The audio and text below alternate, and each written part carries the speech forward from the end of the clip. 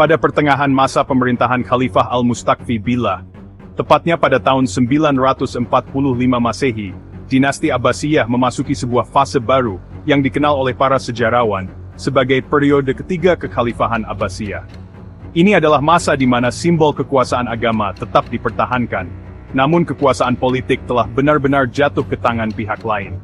Al-Mustakfi awalnya berharap dapat mengendalikan kembali kekuasaan di tengah kekacauan politik yang melanda Baghdad.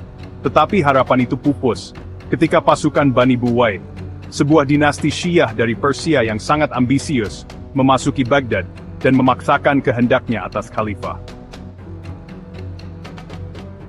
Bani Buwai tidak menggulingkan dinasti Abbasiyah secara formal, melainkan mengendalikan khalifah dari balik layar. Al-Mustakfi sendiri dibutakan dan dilengsarkan, lalu digantikan oleh Al-Muti yang bersedia tunduk kepada para penguasa militer baru itu. Sejak saat itu, peran khalifah berubah drastis. Mereka tidak lagi menjadi pemimpin tertinggi umat Islam secara politik dan administratif, melainkan hanya menjadi simbol agama yang diperlukan untuk melegitimasi kekuasaan para penguasa Buwaihiyah. Al-Muti menjalani masa kekhalifahannya dalam tekanan dan pengawasan, dan kondisi ini terus berlanjut pada masa khalifah berikutnya, yakni At-Tai. At-Tai bahkan harus menanggung nasib lebih buruk karena selain tidak memiliki kekuasaan politik, ia juga tidak memiliki dukungan kuat di lingkungan istana. Ketika ia dianggap tidak lagi berguna bagi para Amir Buwai, ia pun ditinggalkan secara paksa. Situasi ini perlahan berubah ketika Khalifah Al-Qadir naik tahta pada tahun 991 Masehi. Meskipun masih berada di bawah bayang-bayang kekuasaan Buwaihiyah, Al-Qadir mulai mengambil langkah-langkah kecil untuk memulihkan kehormatan institusi kekhalifahan. Ia menolak berbagai aliran teologis yang dianggap menyimpang, seperti Mu'tazilah dan Syiah, dan secara aktif mendukung penguatan doktrin Sunni, terutama yang berhaluan Asy'ariyah. Al-Qadir juga berusaha menyatukan kaum Sunni di bawah kepemimpinan moral khalifah, sembari menjaga relasi diplomatik dengan kekuatan-kekuatan regional yang mulai bangkit, seperti dinasti Ghaznawiyah di timur.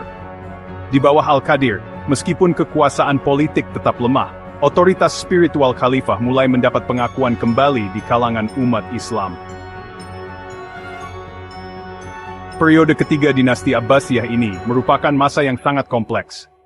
Di satu sisi, kekhalifahan secara politik telah kehilangan wibawa, dan wilayah kekuasaannya telah menyempit hanya pada sekitar Baghdad dan sekitarnya.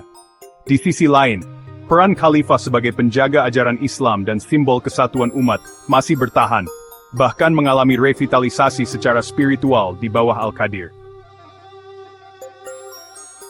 Pada tahun 1031 Masehi, Al-Qadir wafat, dan dengan berakhirnya masa pemerintahannya, para sejarawan menandai berakhirnya periode ketiga dinasti Abbasiyah.